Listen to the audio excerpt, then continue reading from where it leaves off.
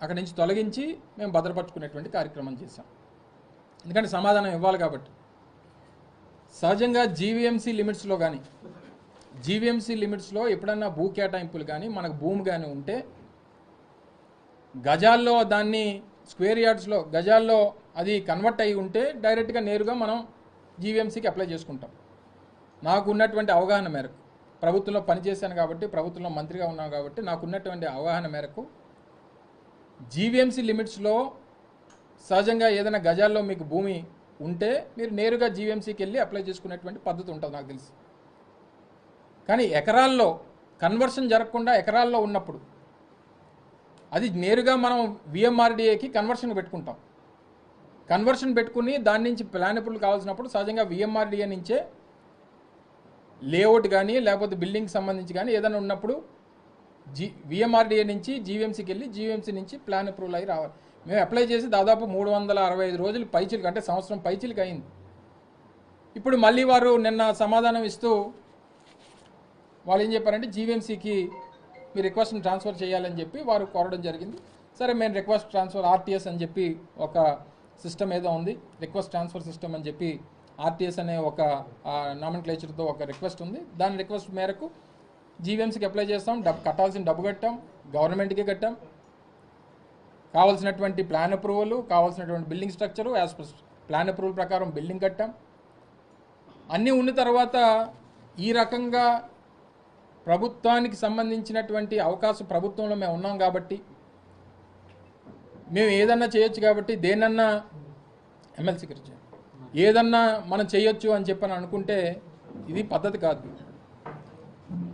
మీరు పాటించాల్సినటువంటి ప్రజాస్వామ్యంలో ఒక రాజకీయ పార్టీ అనేటువంటిది, గతంలో అధికారంలో ఉన్నటువంటి రాజకీయ పార్టీ, 13 సంవత్సరాల చరిత్ర కలిగినటువంటి పార్టీ, ఈరోజు ఈ స్థాయిలో మీకు అధికారం ఉందని చెప్పి, మీకు ఒక సొంత రాజ్యాంగం ఉందని చెప్పి, మేము ఎర్ర పుస్తకంలో రాసుకున్నటువంటి అన్నీ అమలు చేస్తామని చెప్పి ఈ రకమైనటువంటి చర్యలు వీటికి పాల్పడతామంటే సరే, రేపు కూడా మళ్ళీ ప్రజాస్వామ్యంలో ఏది శాశ్వతం కాదు. ప్రతిదానికి సమాధానం అనేటువంటిది ప్రజలు ఇస్తారు, అవకాశాలు అనేటువంటివి అందరికీ వస్తాయి. అవకాశం వచ్చినటువంటి దాన్ని ఏ రకంగా మీరు వినియోగిస్తున్నారు అనేటువంటిది ప్రజలు చూస్తూ ఉన్నారు. ఏదేమైనప్పటికీ ఇది వైఎస్ఆర్ కాంగ్రెస్ పార్టీ నాయకులు, కార్యకర్తలు, అభిమానులు అందరికీ సంబంధించినటువంటి ఒక దేవాలయం లాంటిది. ఇక్కడే కాదు, రాష్ట్రంలో అన్ని ప్రాంతాల్లో ఉన్నటువంటి వైఎస్ఆర్ కాంగ్రెస్ పార్టీ కార్యాలయాలంటే మా పార్టీకి సంబంధించినటువంటి దేవాలయాలతో సమానం. తప్పకుండా రానటువంటి కాలంలో చట్టపరంగా మేము పోరాటం చేస్తాం. మేము చట్టాన్ని ఎక్కడా కూడా మేము అధికారం ఉందని చెప్పి, వాస్తవంగా అయితే గతంలో 10-11 బిల్డింగులు తెలుగుదేశం పార్టీ హయాంలో నిర్మించారు. తీమనంటే వాళ్ళకి దేనికి పర్మిషన్స్ ఉన్నాయో. 2002, 2003లో విశాఖపట్నంలో ఉన్నటువంటి దస్పర్ హిల్స్ పక్కన ఉన్నటువంటి వారి ప్రభుత్వ కార్యాలయానికి 17-18 సంవత్సరాలు అసలు ప్లాన్ అప్రూవల్ వెళ్ళలేదు. ఆ రోజు ప్రతిపక్షంగా మేము ఫైట్ చేసి అసలు మీ తాలూకా రికార్డ్స్ అన్ని బయట తీయమంటే అప్పుడు 16-17 సంవత్సరాల తర్వాత వాళ్ళు ప్లాన్ అప్రూవల్కి అప్లై చేశారు. అప్పటి వరకు ఉన్నటువంటి ఫైన్లన్నీ అప్పుడు కట్టారు. అప్పటి వరకు ఉన్నటువంటి ట్యాక్స్లు ఒకరోజు కట్టలేదు. ప్రభుత్వానికి కట్టాల్సినటువంటి లీజ్ అమౌంట్ కట్టలేదు. వీరు వచ్చి ఈరోజు నీతులు చెప్పి మేము ఈ రకంగా కార్యక్రమాలు చేయడం అనేటువంటి సమంజసం కాదు. ఏదేమైనప్పటికీ మేము చట్టపరంగా మాకున్నటువంటి రైట్స్ని మేము ప్రొటెక్ట్ చేసుకుంటూ, మా దేవాలయాలని మేము ప్రొటెక్ట్ చేసుకుంటాం. మా ప్రభుత్వం నుంచి కేటాయింపబడినటువంటి వైఎస్ఆర్ కాంగ్రెస్ పార్టీ కార్యాలయాలు రాష్ట్ర వ్యాప్తంగా ఎక్కడెక్కడైతే కేటాయించామో, ఎక్కడైతే నిర్మాణాలు చేశామో, సరే ఇప్పటికే వారు హై హ్యాండెడ్గా ఈరోజు బుల్డోజర్ల ప్రభుత్వం మొదటి నుంచి అధికారంలోకి వచ్చినటువంటి రోజు నుంచి గడిచినటువంటి 20 రోజులుగా ఏ రకమైనటువంటి విధ్వంసకాండ.